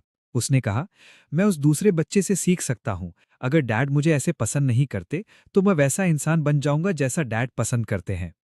एक पल के लिए सोचने के बाद मुझे एहसास हुआ कि उसका मतलब अलीशा की डॉटर थी। खामोश रहकर मैंने कहा, तुम्हें किसी की नकल करने की जरूरत नहीं है, बस जैसे हो वैसे रहो। तुम मेरे बेटे हो, चाहे तुम्हारी पर्सनैलिटी कैसी भी हो, डैड तुम्हें पसंद करेंगे। जैक की आंखें चमक उठीं जब उसने बिना पल के झपकाए मेरी तरफ देखा। सच में? बिल्कुल, मैंने जवाब दिया। बुलेट कमेंट्स हैरान थे। एक कमेंट ने कहा, प्लॉट अब पूरी तरह से ट्रैक से हट गया है। जैक मेल साइड कैरेक्टर से नफरत क्यों नहीं करता? वो इसके बजाय उसे काफी पसंद करता लग रहा है। दूसरे कमेंट ने जवाब दिया, खैर तुमने क्या उम्मीद की थी? बच्चे बेवकूफ नहीं होते। कौन अचानक से किसी ऐसे अंकल को अपने डैड के रूप में कबूल करना चाहेगा जो अचानक सामने आ जाए? ऐसा नहीं है कि उसके पास पहले से कोई बाप नहीं है। दूसरे ने कहा, असल में मेल साइड कैरेक्टर ने बच्चे के साथ हमेशा अच्छा बर्ताव किया है। तुम बता सकते हो कि वो सच में उससे प्यार करता है। मैं खड़ा हुआ और ठंडी सांस भरी जब मैंने जैक की तरफ देखा, जो रोते रोते सो गया था। जब मैं मुड़ा, मेरी नजरें विलो से मिली जो दरवाजे पर खड़ी थीं। चैप्टर 12। उसने थोड़ी तेवरी चढ़ाई। वो सुंदर चेहरा कश्मकश से भरा था। जैसे ही हम अपने बेटे के बेडरूम से बाहर आए, विलो बोली, मैंने उसे कुछ भी अजीब नहीं सिखाया। मुझे लगा ये बस उसकी पर्सनैलिटी थी। मैंने सर हिलाया। कुछ सेकंड हिचकिचाने के बाद मैंने कहा, मुझे पता है तुम्हारी पर्सनैलिटी कुदरती तौर पर कोल्ड और डिस्टेंट है। बच्चा बस एहसास नहीं कर रहा था, तुम्हारी नकल कर रहा था। लेकिन इन पिछले कुछ सालों में मैं सच में थक गया हूं। विलो ने अपने होंठ भींच लिए। मैंने बात जारी रखी। खैर, हमारे बीच एक दूसरे के लिए सच में कोई फीलिंग्स नहीं है। शायद हमें बस डिवोर्स ले लेना चाहिए। मैं भी बदल सकती हूं। हम दोनों एक ही वक्त पर बोले। हवा में पूरी तरह से खामोशी छा गई। विलो के एक्सप्रेशंस खराब हो गए। उसने मेरी तरफ ऐसे देखा जैसे उसे यकीन ना हो रहा हो कि उसने क्या सुना है। तुमने क्या कहा? उसने पूछा। मैं भी चिढ़ा हुआ था। वो बुलेट कमेंट्स पिछले कुछ दिनों से मुझे तकलीफ दे रहे थे। मैं उनकी वजह से तकरीबन पागल हो रहा था। मेरे बेटे ने जो कहा उसने मुझे कुछ रियलाइज करवाया। विलो को पता था मैं उसे पसंद करता हूं, फिर भी मैरिज के बाद वो वैसी ही कोल्ड रही। मैं सोचता था कि वो बस उसकी पर्सनालिटी थी। अलायंस की वजह से हमारी पहले ही मैरिज हो चुकी थी और हमारा एक चाइल्ड था, और मैं सच में उसे पसंद करता था। मैंने सोचा लाइफ ऐसे ही चल सकती है, लेकिन बुलेट कमेंट्स और मेल लीड की अपीयरेंस ने मुझे कुछ और रियलाइज करवाया। विलो जैसा कोई कोल्ड और डिस्टेंट भी आखिरकार कंट्रोल खो देगा और क्रेजी हो जाएगा क्योंकि उसे मेल लीड से प्यार हो गया। विलो की प्यूपल्स अचानक टाइट हो गईं। उसने कई सेकंड्स तक मुझे घूरा और भारी आवाज में रिपीट किया, मैं भी चेंज हो सकती हूं। मैंने थोड़ा फ्राउन किया। हमारा सन अभी छोटा था, इसलिए उसका बिहेवियर नकल करने से आया था। लेकिन विलो अलग थी। किसी की नेचुरल पर्सनालिटी चेंज करना बहुत डिफिकल्ट था। फिर भी उसका पेल फेस देखकर मैंने आखिर में कुछ नहीं कहा। जब मैं बाथरूम से बाहर आया तो बुलेट कमेंट्स पहले ही इनसेन हो रहे थे। डैम इट, स्क्रीन फिर से ब्लैक क्यों हो गई? मुझे नफरत है कि मैं ये नॉवल एक लेजिटिमेट प्लेटफॉर्म पर पढ़ रहा हूं। एक और कमेंट ने कहा, मेल साइड कैरेक्टर, मैं तुम्हें और नहीं डांटूंगा। बस डिस्क्राइब करो तुम्हारी वाइफ ने अभी क्या पहना है और सबके साथ शेयर करो। जल्दी करो। मैं साइलेंट रहा और बेड पर विलो की तरफ देखा। उसके फेस पर अभी वही आइसबर्ग जैसी कामनेस थी, लेकिन उसके कानों के टिप्स से लेकर उसकी मैक तक ब्लश फैल गया था। पास्ट में मुझे विलो को कुछ रोल प्लेइंग सिनेरियोस के लिए फोर्स करने में मजा आता था। डॉक्टर और नर्स, मास्टर और मेड जैसी चीजें। एक कोल्ड अनटचेबल ब्यूटी को उसके पेडेस्टल से गिरते देखना, कोई भी इसे रेजिस्ट नहीं कर सकता था। लेकिन यह पहली बार था जब उसने इनिशिएटिव लिया था। उसकी रिस्ट्स पर निशान देखकर जहां चेन्स ने स्किन को रगड़कर लाल कर दिया था, मैं आगे बढ़ा। क्या तुमने इन्हें खुद बांधा है? मैंने पूछा। शायद इसलिए क्योंकि वो पहली बार ऐसा कुछ कर रही थी, विलो का फेस एम्बैरेसमेंट से और भी ज्यादा लाल हो गया। उसकी आवाज कांपी। हाँ। क्या तुमने पिछली बार नहीं कहा था कि तुम्हें ये ऐसे पसंद है? एक पॉज के बाद उसने अपने लिप्स साथ दबाए और धीरे से कहा, नो डिवोर्स। मैंने फ्राउन किया। विलो एंग्शियस लग रही थी। नो डिवोर्स, उसने स्टबनली रिपीट किया। इससे पहले कि मैं रिस्पॉन्ड कर पाता, बुलेट कमेंट्स पहले ही वाइल्डली स्क्रॉल हो रहे थे। एक कमेंट ने कहा, उसने क्या कहा? क्या बांधा है? तुम दोनों क्या कर रहे हो? मुझे देखने दो। दूसरे में कहा, वाओ, मेल साइड कैरेक्टर और फीमेल लीड प्राइवेटली किसी काफी इंटेंस चीज में है। अभी फीमेल लीड का क्या एक्सप्रेशन है? उसे ह्यूमिलिएटेड फील हो रहा होगा। ह्यूमिलिएटेड? मैंने खामोशी से विलो की तरफ देखा। वो बेड का सहारा लेकर बैठी थी। शायद इसलिए क्योंकि उसकी मूवमेंट्स रिस्ट्रिक्टेड थीं या रिस्ट्रेंट्स बहुत टाइट थे। उसकी ब्राउज थोड़ी फरोड थीं। जो फैब्रिक उसने पहना था वो बहुत ही लाइट और रिवीलिंग था, और उसके फिगर के कर्व्स को इग्नोर करना इम्पॉसिबल था। एक फ्रेंड ने एक बार कहा था कि विलो हमारे सोशल सर्कल की अकेली ऐसी वुमन थी जो बिना किसी ट्रिक्स के लोगों को एन्चैंट कर सकती थी। लेकिन अब उसने एक यूज करने का फैसला किया था। मैंने स्वॉलो किया। बुलेट कमेंट्स अपने आप ब्लर होने लगे जैसे ही मेरा हाथ विलो की थाई पर लगा। जैसे ही उस वुमन के मुंह से एक हल्की गैस्प निकली, मेरी आंखों के सामने रेड एक्सक्लेमेशन मार्क्स की एक चेन फट गई, लगभग मुझे हार्ट अटैक देते हुए। बुलेट कमेंट्स क्रेजी हो गए। मेल साइड कैरेक्टर के लिए फीमेल लीड को टच करना गलत है, वो मेल लीड की है। एंडिंग पहले ही डिसाइडेड है, ये भला कैसे चेंज हो सकती है? मेल साइड कैरेक्टर अभी उसे जितना भी ह्यूमिलिएट करे, प्लॉट बाद में उसे वैसा ही पनिश करेगा। अभी ये फीमेल लीड है जो बंधी हुई है, बाद में ये उसके अपने पैर होंगे। मेरा हाथ तुरंत पीछे हट गया। विलो ने अपना निचला होंठ चबाया। उसकी आंखों में धुंध थी, जैसे पूछ रही हो कि मैं क्यों रुक गया था। खूबसूरती एक तलवार है, लालच तबाही की तरफ ले जाता है। मैं उसे डिवोर्स देने वाला था और अब वो मुझे सिड्यूस कर रही थी। मैंने अपनी आंखें ढक लीं विलो के शरीर को देखने से इनकार करते हुए, और उन चमकती लाल वार्निंग मार्क्स को देखने से इनकार करते हुए। हवा जमी हुई महसूस हो रही थी। कुछ सरसराहट की आवाजों के बाद विलो की आवाज धीरे से आई, सो जाओ। मैंने अपना हाथ नीचे किया और उस औरत को देखा जिसने पहले ही मेरी तरफ अपनी पीठ कर ली थी। एक बुलेट कमेंट ने कहा, क्या फीमेल लीड अभी रोई? दूसरे ने जवाब दिया, शायद दर्द हुआ होगा। मेल साइड कैरेक्टर ने उसे खोलने में मदद तक नहीं की। एक और कमेंट ने कहा, मुझे लगता है कि चीजें इतनी सरल नहीं हैं। मैं बिना सपनों के सो गया। अगली सुबह जैसे ही मैंने अपनी आंखें खोली, एक बच्चे का चेहरा अचानक मेरे सामने बड़ा होकर दिखा। मैं डर के मारे उछल गया। जैक चमक के साथ मुस्कुरा रहा था। उसकी आंखें क्रिसेंट्स की तरह झुकी हुई थीं। गुड मॉर्निंग डैड, उसने कहा। फिर उसने मेरा सर पकड़ा और मेरे गाल पर जोर से किस किया। मैं वहां पूरी तरह दंग रह गया। बुलेट कमेंट्स फिर से गूंजने लगे। Oh my God, cold and cute rival आ गया है, बिल्कुल मासूमियत। फीमेल लीड ने इतने प्यारे बेटे को जन्म कैसे दिया? सुबह होते ही मेरा मन अभी से मां बनने का कर रहा है। जैक बेड पर चढ़ गया और विलो पर भी पैर रख दिया, जो अभी अभी जगी थी। डैड डैड, जल्दी उठो, ब्रेकफास्ट के लिए, वो चिल्लाया। चैप्टर 13। मुझे खुद पर शक होने लगा। जब मैंने अपना सर नीचे किया तो मेरी नजर विलो की नजर से मिली। उसके ब्राउज के बीच थोड़ी उदासी थी जब वो हमारे बेटे को एक असंतुष्ट नजर से घूर रही थी। जैक, हालांकि ऐसा लगा कि उसने बिल्कुल ध्यान नहीं दिया। उसने कहा, डैड डैड, मैंने मेड से सीखा कि आज सुबह फ्राइड एग कैसे बनाते हैं। क्या आप इसे ट्राई करना चाहते हैं? मैंने इसे खास तौर पर आपके लिए बनाया है। मैंने उसका सर सहलाया और उसे बेड से नीचे उतार दिया। बुलेट कमेंट्स अभी भी मेरी नजर के सामने उछल रहे थे। हा हा हा, मैं तो मर रही हूं। फीमेल लीड की गुस्से भरी आंखें देखो। सुबह सुबह उसका पति चोरी हो गया। वो किससे शिकायत कर सकती है? एक और कमेंट ने लिखा, फीमेल लीड मेल लीड की है, फीमेल लीड मेल लीड की है। किसी ने जवाब दिया, अब चिल्लाना बंद करो। मेल लीड ने अभी तक फीमेल लीड से कुछ शब्द भी नहीं कहे हैं, जबकि मेल साइड कैरेक्टर उसके साथ बार बार सोया है। हम अंधे नहीं हैं, हम बता सकते हैं कि किस पैरिंग में असली केमिस्ट्री है। मेरे कदम रुक गए और मैं देखने के लिए मुड़ा। विलो के उदास एक्सप्रेशंस, जिन्हें छुपाने का उसे वक्त नहीं मिला था, तुरंत मेरी नजर में आ गए। मेरा बेटा मेरी नजर का पीछा करते हुए वो भी पीछे मुड़ा। कुछ सेकंड्स की खामोशी के बाद वो एक छोटे बड़े की तरह सोच समझकर बोला, डैड, आज सुबह मैंने अपनी छोटी वॉच फोन पर एना को कॉल किया, जो हमारी क्लास की सबसे पॉपुलर लड़की है।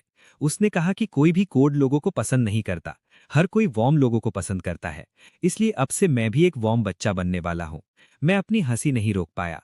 बुलेट कमेंट्स हंसी से फट पड़े। क्या ये बच्चा अपनी ही मां पर शेड दे रहा है? जैक के अंदर के विचार, इस मां को संभालना नामुमकिन है। ये विलो और मेरे लिए हमारी शादी के 6-7 सालों का सबसे जिंदा दिल ब्रेकफास्ट था। जैक उन सभी शब्दों की कमी पूरी करने के लिए पक्का इरादा किए हुए लग रहा था, जो उसने उन सालों में नहीं कहे थे। उसने मेरे लिए कॉफी डाली और किचन से अंदर बाहर भागते हुए अपने बनाए हुए फ्राइड एग लाया। मैंने अभी खाना खत्म किया था जब जैक फिर से भाग कर आया। डैड, थक गए होंगे है ना? मैं आपके शोल्डर्स और लेग्स मसाज करूंगा। विलो, जो हमारे सामने बैठी थी, बिल्कुल स्पीचलेस दिख रही थी। Chapter 14 bullet comments. मैं फिर से हंसी का धमाका हुआ। बच्चे ने खुद को बिल्कुल बदल लिया है। जब उसके डैड उसे ऑर्डर देते थे तो वो कोल्ड फेस रखता था। पता चला कि वो छुपकर इसे एंजॉय करता था। सबसे छोटा सिकोफिंट जो मैंने कभी देखा है। कोई कंपटीशन नहीं, एक और कमेंट ने ऐड किया। अब तो मुझे ये भी शक होने लगा है कि फीमेल लीड भी उस कोल्ड फेस के पीछे इसे छुपकर एंजॉय करती थी। अगले कमेंट ने फिर से चिल्लाया, फीमेल लीड मेल लीड की है, फीमेल लीड मेल लीड की है। किसी ने रिप्लाई किया, उस कमेंट को देखकर मुझे लगता है कि तुम पहले ही डेस्परेशन में रो रहे हो। आज वीकेंड था, हमें काम नहीं करना था और जैक का भी स्कूल नहीं था। वो छोटा बच्चा मेरी पूंछ जैसा बन गया, जो सारा दिन मेरे पीछे डैड डैड बुलाते हुए दौड़ता रहा। विलो ने पूरे वक्त कुछ नहीं कहा, वो बस खामोशी से हमें देखती रही। लंच टाइम तक जब विलो अचानक गायब हो गई, जैक ने जोश के साथ मेरे लिए टी डाली और पानी सर्व किया, बिना इस बात की परवाह किए कि उसकी माँ कहाँ गई है। लेकिन बुलेट कमेंट सब कुछ रियल टाइम में ब्रॉडकास्ट कर रहे थे। फीमेल लीड कहाँ गई? क्या उसके सारे क्लोथ्स कस्टम मेड नहीं हैं? वो एक विमेंस क्लोथिंग स्टोर क्यों जा रही है? एक और कमेंट ने कहा, क्या मैंने नहीं कहा था कि प्लॉट इनएविटेबल है? एक क्लोथिंग स्टोर में भी वो मेन लीड से मिल जाती है। अगर ये फेट नहीं है तो क्या है? फीमेल लीड अपना वॉलेट भूल गई और किसी ने उसका मजाक उड़ाना शुरू कर दिया। फिर मेल लीड एक सेवियर की तरह आया। ऑफिशियल कपल अनबीटेबल है। खाना उठाते वक्त मेरा हाथ रुक गया। किसी वजह से मेरी हार्ट बीट अचानक तेज हो गई। ऐसा लगा जैसे मैं किसी चीज का इंतजार कर रहा था या शायद परेशान था। बुलेट कमेंट स्क्रॉल होते रहे। ऊपर वाला इंसान जरूर डिल्यूजनल होगा। फीमेल लीड के पास फोन है, उसे किसी और के पैसे देने की क्या जरूरत होगी। एक और कमेंट ने लिखा, फीमेल लीड मेल लीड के पास से बिना आंखें उठाए निकल गई। मुझे शक है कि उसे याद भी होगा कि उसका ऐसा कोई कोवर्कर है। एक और ने कहा, यह बहुत फनी है। मैंने कभी मेल और फीमेल लीड को हर बार इतनी परफेक्शन से मिस होते नहीं देखा। तुम लोग आखिर किस चीज को पकड़कर बैठे हो? जब मैं अभी भी ख्यालों में खोया हुआ था, जैक ने मुझे राइस का एक और बोल सर्व किया और अपनी बड़ी गोल आंखों से पूछा, डैड, आपको खाना क्यों रोक दिया? क्या आज का खाना टेस्टी नहीं है? बुलेट कमेंट्स को ये कहते देखकर कि विलो पहले ही वापस आ रही है, मैं होश में आया। सच तो ये है, खाना चाहे कितना भी अच्छा हो, मैं 5 बोल नहीं खा सकता था। जैक ने मुझे सेटिस्फैक्शन के साथ एक और बाइट लेते हुए देखा और मुस्कुराया। डैड, अगर आपको मॉम का कोल्ड फेस पसंद नहीं है, तो आप दूसरी मॉम बदल सकते हैं। जब आप पिछली बार उस आंटी के साथ थे, तो डैड बहुत खुशी से मुस्कुराए थे। मैं लगभग चोक हो गया। जैक की बातें अचानक रुक गई। उसने डरते हुए दरवाजे की तरफ देखा और अपना मुंह बंद कर लिया। मैंने अपना सर घुमाया। विलो एंट्रेंस पर 2 शॉपिंग बैग्स पकड़े खड़ी थी। बुलेट कमेंट्स फिर से फट पड़े। फीमेल लीड घर आती है तो देखती है कि उसका बेटा उसके लिए गड्ढा खोद रहा है। मैं मर रहा हूं। उसका एक्सप्रेशन देखो। अगर जैक उसका अपना बच्चा नहीं होता, तो वो शायद अब तक उसे लटका कर पीट देती। एक और कमेंट ने रिप्लाई किया, तुम्हें लगता है कि उसका अपना बच्चा होने का मतलब है कि वो लटकाया और पीटा नहीं जाएगा? विलो ने जैक पर एक कोल्ड नजर डाली और वापस कमरे की तरफ मुड़ गई। 10 मिनट बाद मैं भी सर झुकाए खा रहा था जब बेडरूम का दरवाजा खुला। जैक ने ऊपर देखा और अचानक उसे जोर से खांसी आने लगी। चैप्टर 15। मैंने तेवर बदले और उसकी पीठ थपथपाई। देखो, ज्यादा तेजी से खाने पर ऐसा ही होता है। तुम्हारे गले में अटक गया है ना? बोलते हुए मैं उसकी पीठ थपथपा रहा था और अपना सर उठाया। फिर मेरे गले में भी अटक गया। थोड़ी दूर पर विलो के गाल लाल होने लगे जब उसने अपना सर खिड़की की तरफ बाहर देखने के लिए मोड़ा। उसने एक सफेद अकेडमी स्टाइल निट ड्रेस पहनी हुई थी। ये पहली बार था जब मैंने उसे ऐसा कुछ पहने हुए देखा था। उसने पूछा, क्या ये बुरा लग रहा है? विलो की आवाज अब भी शांत और हल्की थी और एक पल के लिए मुझे समझ नहीं आया कि क्या जवाब दूं। ये बुरा नहीं है, मैंने कहा, बस थोड़ा अजीब है। आखिरकार विलो का आर्म स्टाइल कूल और एलिगेंट टाइप का था। अचानक एक स्वीट यूथफुल स्टाइल पर स्विच करना सच में आदी होना मुश्किल था। इस मिसमैच के एहसास के अलावा ये अजीब तरह से जाना पहचाना भी लग रहा था। बुलेट कमेंट्स ने मुझे जवाब दे दिया, विलो बिल्कुल उसे कॉपी कर रही है। उसने दूसरी औरत को हराने का एक ही रास्ता ढूंढ लिया है, खुद दूसरी औरत बन जाओ। क्या ये जीनियस नहीं है? तब मुझे एहसास हुआ कि क्या गलत लग रहा था। ये सच में अलीशिया का उस दिन वाला आउटफिट था, बिल्कुल वैसा ही। विलो के कानों के किनारों को पूरा लाल होते देखकर मुझे अचानक लगा कि कहीं मैंने कुछ गलत तो नहीं समझ लिया। क्या प्लॉट सच में बदलना नामुमकिन था? अगले ही पल उसने कहा, हनी, मैंने वो फुट सोकिंग सोप भी खरीदा है जिसके बारे में तुमने पिछली बार कहा था कि वो अच्छा लगता है। मैं आज रात इसमें तुम्हारी मदद करूंगी। विलो की आवाज स्वीट और सॉफ्ट हो गई। पूरा लिविंग रूम खामोश हो गया। जैक ने अचानक अपने कान बंद कर लिए। आह, मम, आप बहुत डरावनी लग रही हैं। ये डरावना है, इस तरह बात मत करो। मैंने अपनी हंसी रोकने की पूरी कोशिश की, जबकि बुलेट कमेंट्स पूरी तरह आउट ऑफ कंट्रोल हो गए। पहल करने का एक पल, पूरी जिंदगी की सोशल एंग्जाइटी। एक और कमेंट ने कहा, मुझे इतनी ज्यादा शर्म आ रही है कि मेरे पैरों की उंगलियां फर्श में धंस रही हैं। विलो, प्लीज बस अपनी कूल गॉडेस ही बनी रहो। अपने हस्बैंड को वापस पाने का मतलब ये नहीं है कि उसे हंस हंस कर मार डालो। मैंने ऑकवर्ड होने की उम्मीद की थी, मैंने इतना ऑकवर्ड होने की उम्मीद नहीं की थी। मैंने कुछ गहरी सांसें ली, आखिरकार हंसी को दबाने से पहले। विलो ऐसा लग रही थी जैसे वो कुछ और कहना चाहती हो, लेकिन मुझे डर था कि कहीं मेरी हंसी फिर से न निकल जाए, इसलिए मैंने तुरंत उसे रोक दिया। ठीक है, पहले खाना खा लेते हैं। पूरे खाने के दौरान मैं विलो की तरफ देखता रहा। जितना ज्यादा मैं उसे देखता, उतना ज्यादा ये मजाकिया लगने लगा। कुछ सेकंड्स हिचकिचाने के बाद मैं चोरी से एक पिक्चर लेने से और उसे डेविड को भेजने से नहीं रोक सका। उसने लगभग तुरंत जवाब दिया, रुको भाई, क्या वो विलो है? क्या उसका दिमाग खराब हो गया है? तुम दोनों किस तरह का रोल प्ले कर रहे हो? रुको, ये आउटफिट। मेरा दिल धड़क गया। इससे पहले कि मैं मैसेज विड्रॉ कर पाता, डेविड का वॉइस मैसेज आ गया। मेरा हाथ फिसल गया और वो चलने लगा। उसने कहा, तो तुमने अपनी बीवी से मेरी बहन का कॉस्प्ले करवाया। ये सब देखो, तुमने पहले क्यों नहीं कहा कि तुम मेरी बहन को पसंद करते हो? उसे सालों से तुम पर क्रश है। मैंने तुरंत अपने बेटे के कान बंद कर दिए। जैक ने ये नहीं सुना था, मगर विलो के चेहरे की लाली पूरी तरह गायब हो गई। मुझे ऑकवर्ड लगा और मैं कुछ कहना चाहता था, लेकिन विलो के एक्सप्रेशंस देखने के बाद मैंने कुछ नहीं कहा। उस रात विलो वही ड्रेस पहने हुए फुट सोकिंग पानी लेकर आई। मैं उसे कपड़े बदलने के लिए याद दिलाना चाहता था, लेकिन मुझे समझ नहीं आया कि कैसे कहूं। जब तक मैंने नहाना खत्म किया और बिस्तर पर लेटा, हमारा बेटा पहले ही अपने कमरे में जा चुका था। विलो बाथरूम से बाहर आई और आखिरकार मैं और ज्यादा नहीं रोक सका। तुम अभी तक वो आउटफिट क्यों पहनी हुई हो? विलो ने अपने होंठ दबाए और कुछ नहीं कहा। चैप्टर 16। मैं पास गया और मजबूरी से कहा, तुमने नहाना खत्म कर लिया है? अगले ही पल बाजू मेरे गले के चारों तरफ लिपट गए। वो औरत अपने पैरों के पंजों पर खड़ी हुई और मुझे जल्दी में किस किया। बुलेट कमेंट्स ने एहतजाज में शोर मचाया, मैं खुद को तुम दोनों को शिप करने पर मजबूर कर रही हूं और तुम अभी भी हमें कुछ नहीं दिखाओगे। इस बार फ्यूचर में मेरे पैर टूटने की कोई वार्निंग नहीं थी। पूरी स्क्रीन पर बस लोग लाइव ब्रॉडकास्ट के लिए भीख मांग रहे थे। जैसे ही पल गहरा हुआ, मैंने उसके सर का पिछला हिस्सा पकड़ा और किस को गहरा कर दिया। वो 1 सेकंड के लिए रुकी, उसकी आंखें धीरे धीरे नम होने लगी और उसकी हरकतें और भी ज्यादा प्रोएक्टिव हो गईं। जब हम बाथरूम से दोबारा बाहर आए तो मैं पहले ही थक गया था। फिर भी विलो बिना हिले बिस्तर के किनारे पर बैठी थी। उसने अभी भी वो ड्रेस पहनी हुई थी। मैंने तेवरी चढ़ाई, सीरियसली? हम सोने वाले हैं और तुम अभी भी चेंज नहीं कर रही हो? बुलेट कमेंट्स तेजी से स्क्रॉल हुए। तुम्हारी बीवी रो रही है, छोटे मोटे गिर रहे हैं। मैं जम गया। मैंने विलो का चेहरा उठाया और यकीनन उसकी आंखें लाल थीं और आंसुओं से चमक रही थी।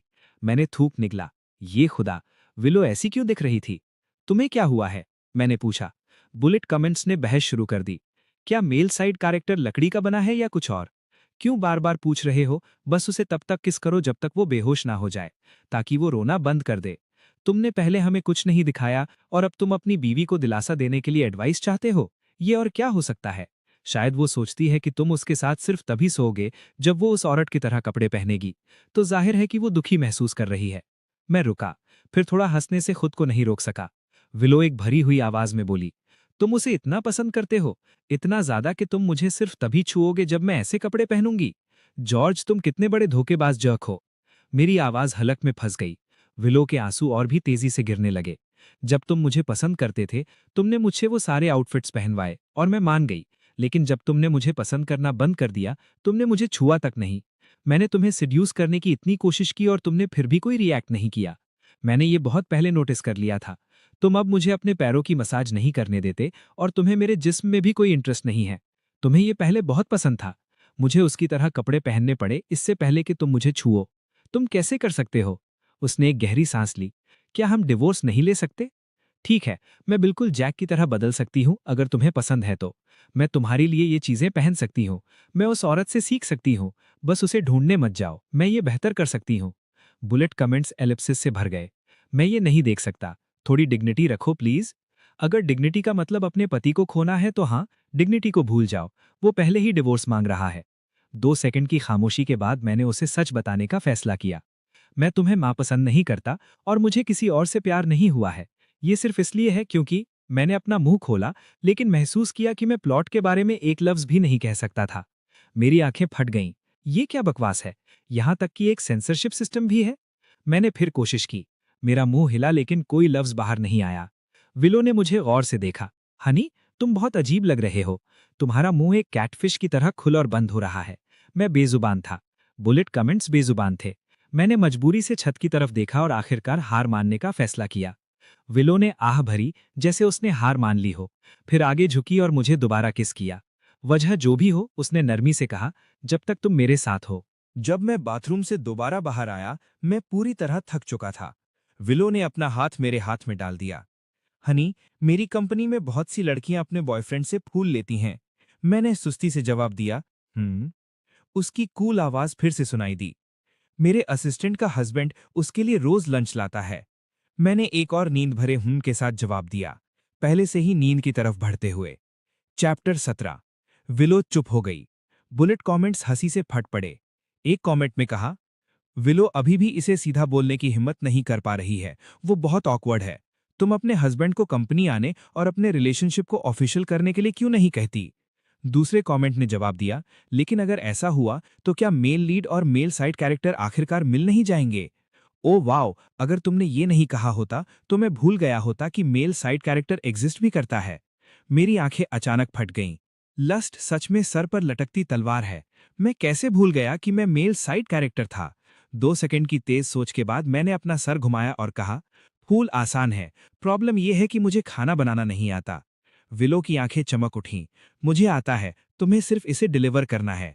मैं स्पीचलेस था। अगले दिन मैंने वही डोमिनेटिंग सीईओ सूट पहना जो मैंने सदियों से नहीं पहना था।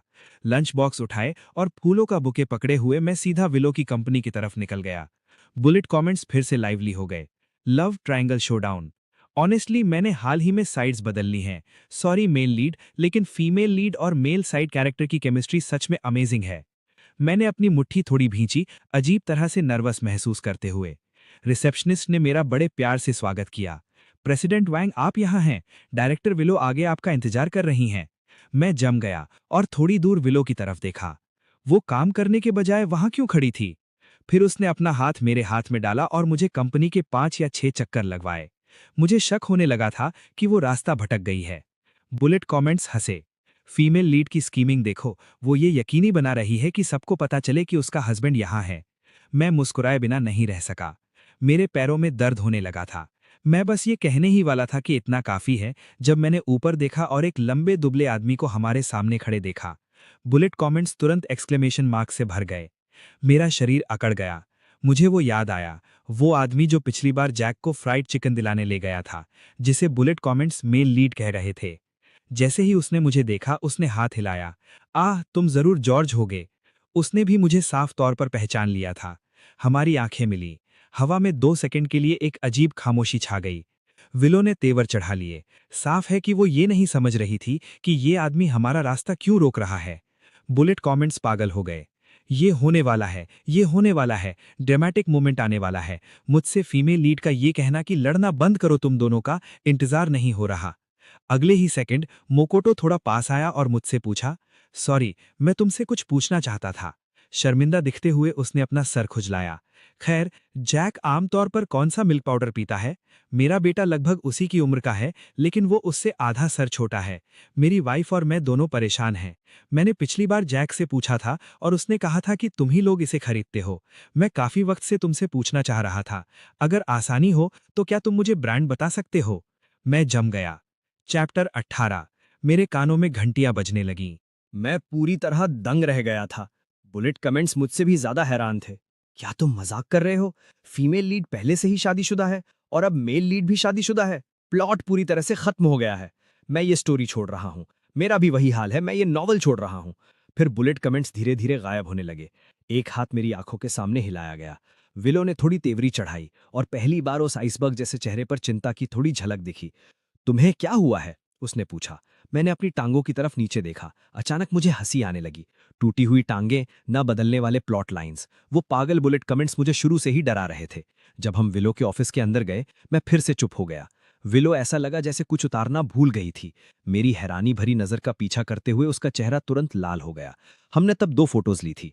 घर पर दोनों लटकाने की जगह नहीं थी। विलो के ऑफिस में वही वेडिंग फोटो लटकी थी जिसे उसने कभी बदसूरत कहा था।